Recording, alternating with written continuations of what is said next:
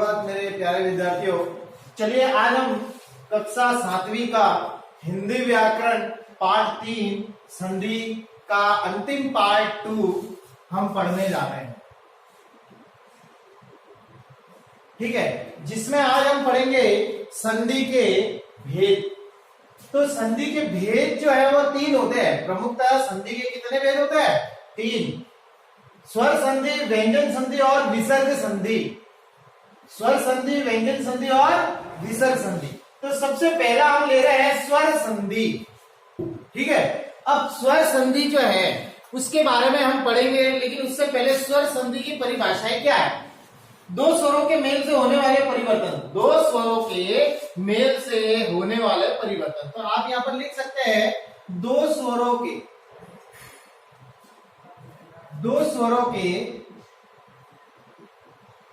Mail से होने वाला परिवर्तन।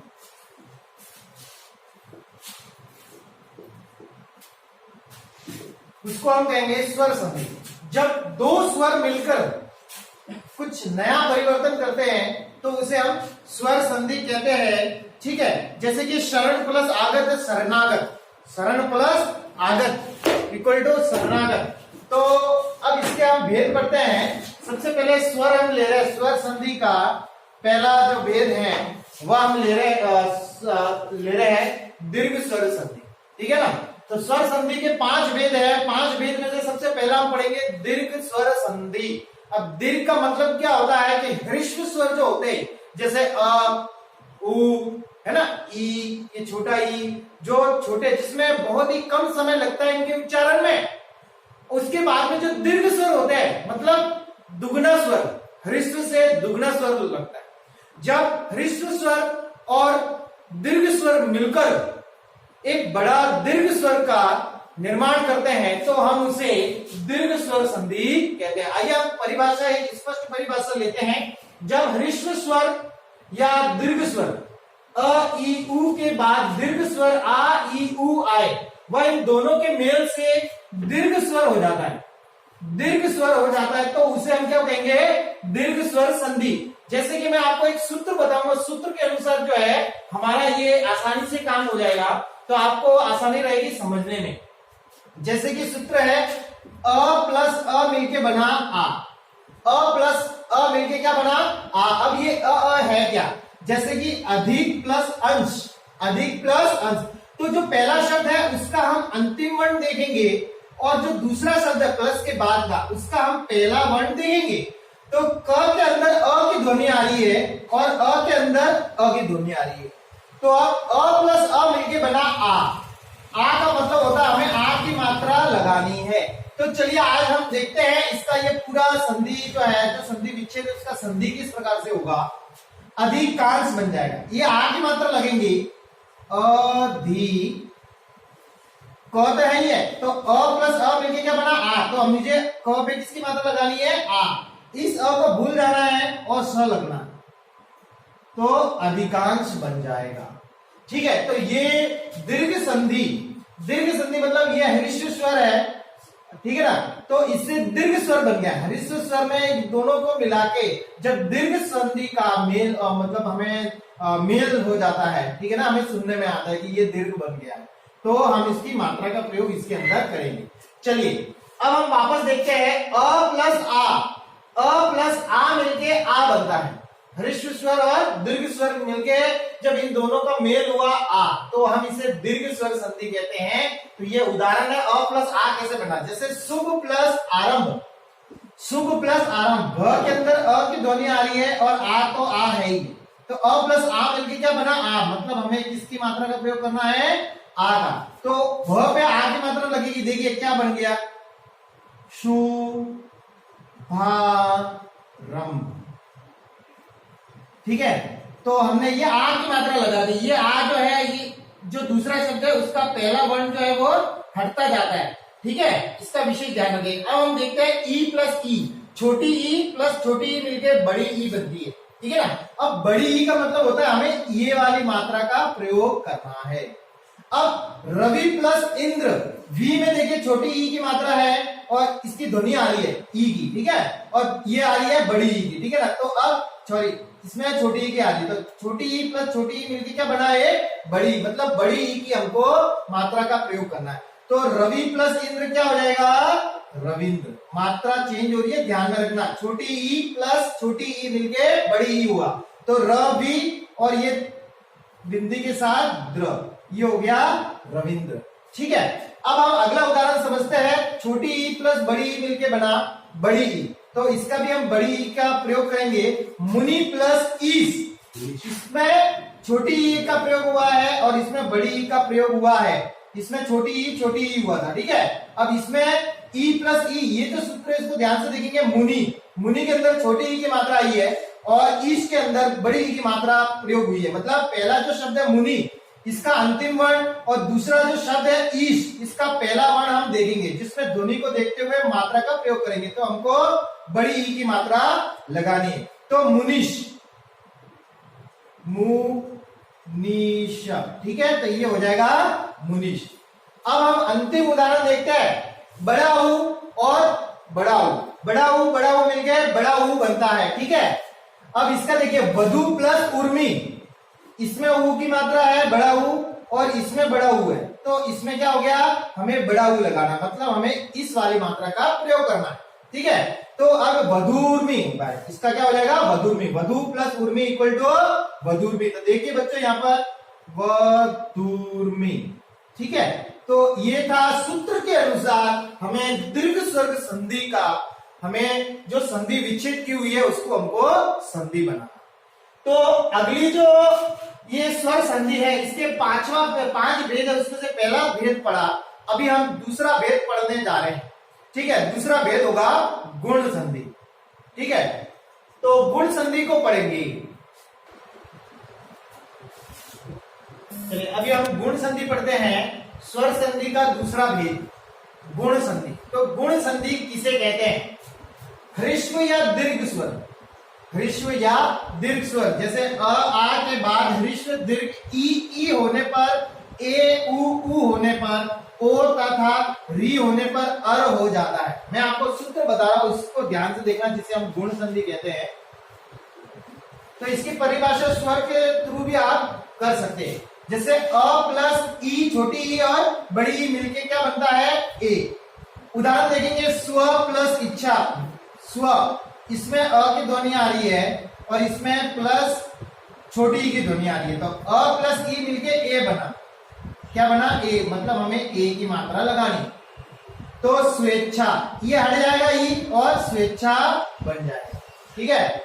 दूसरा उदाहरण लेते हैं, अ प्लस उ और बड़ा ऊ मिलके ओ बनता है, चाहे अ के अंदर ऊ आए, अ के बाद में ऊ का प्रयोग हो या अ प्लस छोटे ऊ का प्रयोग हो तो ओ बन जाता है। जैसे पर प्लस उपकार, र के अंदर अ की ध्वनि, ऊ के अंदर छोटा ऊ आया तो अ प्लस ऊ मिलके क्या बना ओ, ठीक है। तो ऊ अड़ जाएगा और र पे उसकी मात्रा लग जाएगी ओ की, ठीक है। तो ये हो गया परोपकार। आ और अ प्लस आ मिलके या री, ठीक है ना, अ और आ दोनों मिलके प्लस री, वो तो अर हो जाता है, या फिर अ प्लस री अर, आ प्लस री अर। तो राजा, अब इसके अंदर आई है आ की ध्वनि और इसके बाद में आई है ऋषि, तो इन दोनों को मिला के क्या हो जाएगा अर, ठीक है। तो राजर्षि, राजर्षि, इसके ज के अंदर अ आ गया और ये र की मात्रा राजर्षि हो गया, ठीक है। तो ये थी गुण संधि, गुण संधि, ठीक है। तो वापस मैं आपको बताता हूं सूत्र, अ प्लस ई मिलके ए बना, अ प्लस उ मिलके ओ बना, अ और आ या प्लस री मिलके री बना, री हुआ तो अर की ध्वनि हमें लगानी है। तीसरा स्वर संधि का हम भेद पढ़ने वाले हैं, जिसको बोलते हैं वृद्धि संधि, ठीक है ना। वृद्धि संधि किसे कहते हैं, जब अ प्लस ए आई होता है तो उसके मेल से अ और ए आई के मेल से आई बनता है, आ प्लस ए आई से मिलके आई बनता है, आ प्लस ओ बराबर औ बना, आ और औ मिलके दोनों के मेल से औ का उच्चारण होता है, ठीक है। तो इसे हम वृद्धि संधि कहते हैं। आइए हम उदाहरण समझते हैं। 1+1 क के अंदर अ की ध्वनि आ रही है और ए के अंदर ए, छोटा ए, तो इसके मिलके बना आई, मतलब हमें आई की मात्रा लगानी है। तो ये वाली मात्रा जो है ये हट जाएगा और क के अंदर लग जाएगी, तो क्या हो जाएगा? एकई। क्या बन जाएगा? एकई। अब दूसरा हम देखते हैं सदा। अब इसके अंदर आ की ध्वनि आई है और इसके अंदर ए, ठीक है, तो आ प्लस ए मिलके आई बना, तो इसमें भी आई की मात्रा लगाएंगे, तो क्या हो जाएगा? द पे लगेगा, तो सदैव। सदैव, ठीक है, तो आई की मात्रा यहां पर लग गई, आ हट गया, ठीक है ना, ये ध्यान में रखना, आ की मात्रा हट के केवल वर्ण पे लगेगा, व्यंजन पे लगेगा। परम प्लस ओज, म के अंदर अ की ध्वनि और ओ की मात्रा आ रही है दूसरे शब्द में, ठीक है, तो इसमें औ बना, तो ये हमें औ की मात्रा लगानी है ये, तो इसमें क्या हो जाएगा? परमौज, ठीक है। अब इसमें वन प्लस औषधि, वन, न पे अ की ध्वनि आ रही है, पहले शब्द में अंतिम वर्ण अ की ध्वनि, दूसरे शब्द में पहला वर्ण जो है औ की ध्वनि आ रही है, तो अ प्लस औ मिलके बना औ। इसका मतलब है हमें औ की मात्रा लगानी है, ठीक है, तो औ की मात्रा हम लगाएंगे, किस पर लगेगी? ये औ हट जाएगा, न पे लगेगी, तो वह, ये लगाए औ की मात्रा, वनौषधि, तो ये बन गया वनौषधि, ठीक है, तो ये थी वृद्धि संधि। अब हम यण संधि पढ़ेंगे। यण संधि का क्या हुआ? ई प्लस अ मिल, दोनों के मेल से य बनेगा, ई प्लस उ मिलके दोनों के मेल से यू बनेगा, जिसे हम यण संधि कहेंगे। अब यण संधि का उदाहरण देखते हैं। अति प्लस अंत, अति, इसमें छोटी ई की मात्रा आई और अंत में आया अ, ठीक है, तो दोनों को मिलके बना अति, तो य, अत्यंत, इसका क्या हो गया? अत्यंत। ई प्लस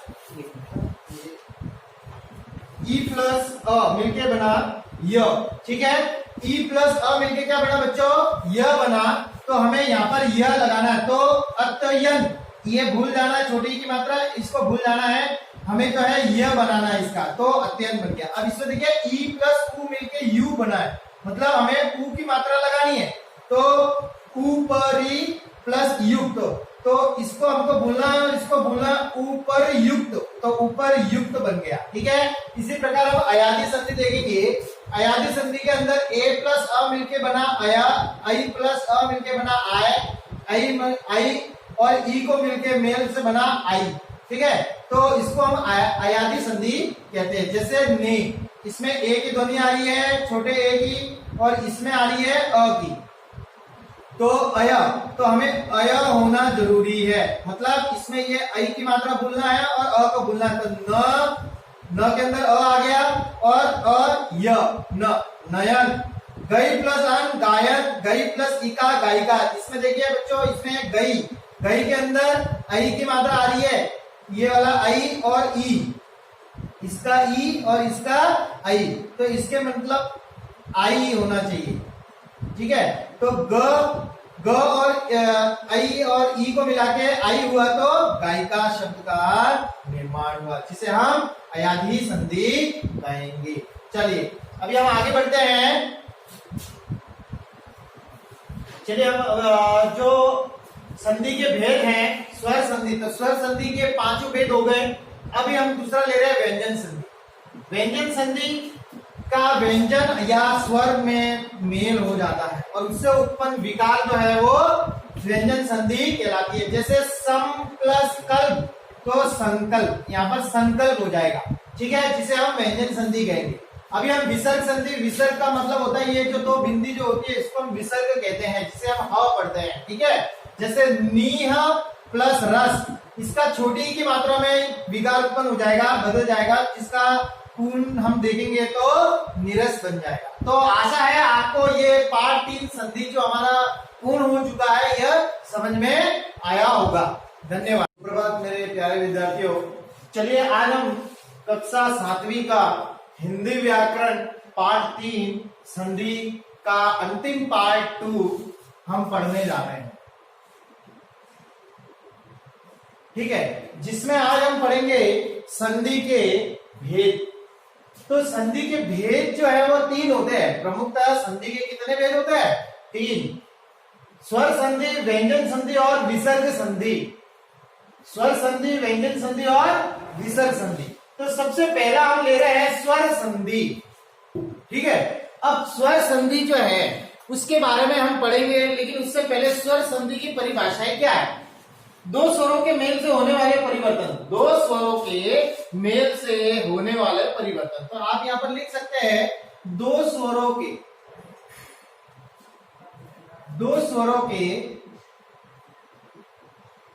मेल से होने वाला परिवर्तन।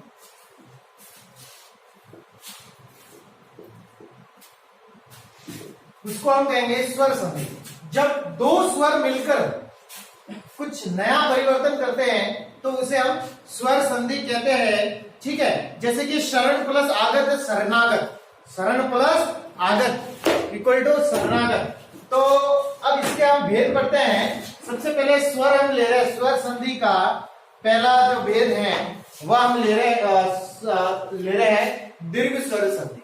ठीक है ना, तो स्वर संधि के 5 भेद है। 5 भेद में से सबसे पहला हम पढ़ेंगे दीर्घ स्वर संधि। अब दीर्घ का मतलब क्या होता है कि ह्रस्व स्वर जो होते हैं, जैसे अ, उ, है ना, ई, ये छोटा ई, जो छोटे, जिसमें बहुत ही कम समय लगता है इनके उच्चारण में। उसके बाद में जो दीर्घ स्वर होते हैं, मतलब दुगना स्वर, ह्रस्व से दुगना स्वर लगता है।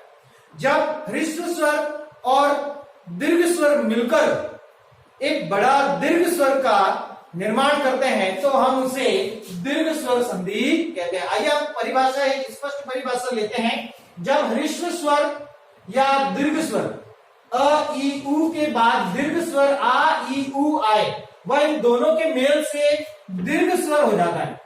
दीर्घ स्वर हो जाता है तो उसे हम क्या कहेंगे? दीर्घ स्वर संधि। जैसे कि मैं आपको एक सूत्र बताऊंगा, सूत्र के अनुसार जो है हमारा ये आसानी से काम हो जाएगा, तो आपको आसानी रहेगी समझने में। जैसे कि सूत्र है अ प्लस अ मिलके बना आ, अ प्लस अ मिलके क्या बना? आ। अब ये अ है क्या? जैसे कि अधिक प्लस अंश, अधिक प्लस अंश। तो जो पहला शब्द है उसका हम अंतिम वर्ण देखेंगे और जो दूसरा शब्द है प्लस के बाद का उसका हम पहला वर्ण देखेंगे। तो क के अंदर अ की ध्वनि आ रही है और अ के अंदर अ की ध्वनि आ रही है। तो अब अ प्लस अ मिलके बना आ। आ का मतलब होता है हमें आ की मात्रा लगानी है। तो चलिए आज हम देखते हैं इसका ये पूरा संधि जो है, जो संधि विच्छेद है उसका संधि किस प्रकार से होगा। अधिकांश बन जाएगा, ये आ की मात्रा लगेंगी अधिक, क तो है ये, तो अ प्लस अ मिलके क्या बना? आ। तो अब मुझे क पे किसकी मात्रा लगानी है? आ। इस अ को भूल जाना है और स लगना है, तो अधिकांश बन जाएगा। ठीक है, तो ये दीर्घ संधि, दीर्घ संधि मतलब ये ह्रस्व स्वर है, ठीक है ना, तो इससे दीर्घ स्वर बन गया। ह्रस्व स्वर में दोनों को मिला के जब दीर्घ संधि का मेल मतलब हमें मेल हो जाता है, ठीक है ना, हमें सुनने में आता है कि ये दीर्घ बन गया है, तो हम इसकी मात्रा का प्रयोग इसके अंदर करेंगे। चलिए अब हम वापस देखते हैं अ प्लस आ, अ प्लस आ मिलके आ बनता है। ह्रस्व स्वर और दीर्घ स्वर मिलके जब इन दोनों का मेल हुआ आ, तो हम इसे दीर्घ स्वर संधि कहते हैं। तो ये उदाहरण है अ प्लस आ कैसे बना। जैसे शुभ प्लस आरंभ, शुभ प्लस आरंभ, भ के अंदर अ की ध्वनि आ रही है और आ तो आ है ही, तो अ प्लस आ मिलके क्या बना? आ। मतलब हमें किसकी मात्रा का प्रयोग करना है? आ का। तो भ पे आ की मात्रा लगेगी, देखिए क्या बन गया? शुभारंभ। ठीक है, तो हमने ये आ की मात्रा लगा दी। ये आ जो है, ये जो दूसरा शब्द है उसका पहला वर्ण जो है वो हटता जाता है। ठीक है, इसका विशेष ध्यान रखें। अब हम देखते हैं ई प्लस ई, छोटी ई प्लस छोटी ई मिलकर बड़ी ई बनती है। ठीक है ना, अब बड़ी ई का मतलब होता है हमें ये वाली मात्रा का प्रयोग करना है। अब रवि प्लस इंद्र, वी में देखिए छोटी ई की मात्रा है और इसकी ध्वनि आ रही है ई की, ठीक है, और ये आ रही है बड़ी ई की, ठीक है ना। तो अब सॉरी, इसमें छोटी ई की आ रही है, तो छोटी ई प्लस छोटी ई मिलकर क्या बना है? बड़ी, मतलब बड़ी ई की हमको मात्रा का प्रयोग करना है। तो रवि प्लस इंद्र क्या हो जाएगा? रविंद्र। मात्रा चेंज हो रही है, ध्यान में रखना। छोटी ई प्लस छोटी ई मिलके बड़ी ई हुआ, तो रवि और ये बिंदी के साथ द्र, ये हो गया रविंद्र। ठीक है, अब हम अगला उदाहरण समझते हैं। छोटी ई प्लस बड़ी ई मिलके बना बड़ी ई, तो इसका भी हम बड़ी ई का प्रयोग करेंगे। मुनि प्लस ईस, इसमें छोटी ई का प्रयोग हुआ है और इसमें बड़ी ई का प्रयोग हुआ है। इसमें छोटी ई हुआ था, ठीक है। अब इसमें ई प्लस ई, ये जो सूत्र है इसको ध्यान से देखेंगे। मुनि के अंदर छोटी ई की मात्रा आई है और ईश के अंदर बड़ी ई की मात्रा प्रयोग हुई है। मतलब पहला जो शब्द है मुनि, इसका अंतिम वर्ण, और दूसरा जो शब्द है ईश, इसका पहला वर्ण हम देखेंगे, जिसमें ध्वनि को देखते हुए मात्रा का प्रयोग करेंगे। तो हमको बड़ी ई की मात्रा लगानी है। तो मुनिश, मुनीश, ठीक है, तो ये हो जाएगा मुनीश। अब हम अंतिम उदाहरण देखते हैं। बड़ा ऊ और बड़ा ऊ, बड़ा ऊ मिल गए बड़ा ऊ बनता है, ठीक है। अब इसका देखिए, वधु प्लस उर्मी, इसमें ऊ की मात्रा है बड़ा ऊ और इसमें बड़ा ऊ है, तो इसमें क्या हो गया, हमें बड़ा ऊ लगाना, मतलब हमें इस वाली मात्रा का प्रयोग करना है, ठीक है। तो अब वधूर्मी, इसका क्या हो जाएगा, वधूर्मी। वधु प्लस उर्मी इक्वल टू वधूर्मी। तो देखिए बच्चों यहाँ पर वधूर्मी, ठीक है। तो ये था सूत्र के अनुसार हमें दीर्घ स्वर्ग संधि का, हमें जो संधि विच्छेद की हुई है उसको हमको संधि बनाना। तो अगली जो ये स्वर संधि है, इसके 5 भेद है, उसमें से पहला भेद पढ़ा, अभी हम दूसरा भेद पढ़ने जा रहे हैं, ठीक है। दूसरा भेद होगा गुण संधि, ठीक है। तो गुण संधि को पढ़ेंगे।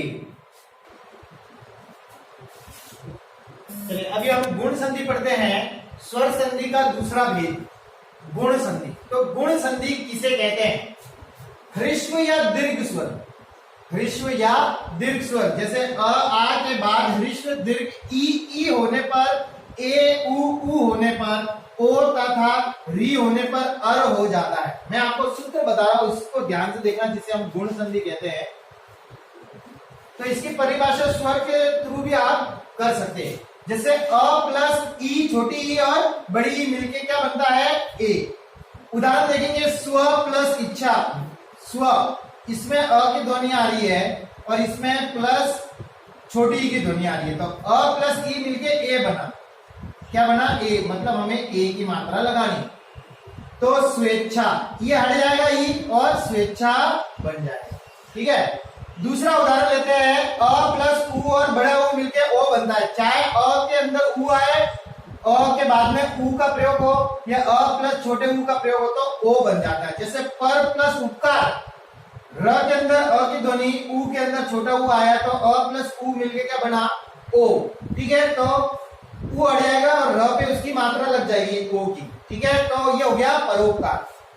आ और अ प्लस आ मिलके या री, ठीक है ना, अ और आ दोनों मिलके प्लस री, वो तो अर हो जाता है। या फिर अ प्लस री अर, आ प्लस री अर, तो राजा। अब इसके अंदर आई है आ की ध्वनि और इसके बाद में आई है ऋषि, तो इन दोनों को मिला के क्या हो जाएगा, अर, ठीक है।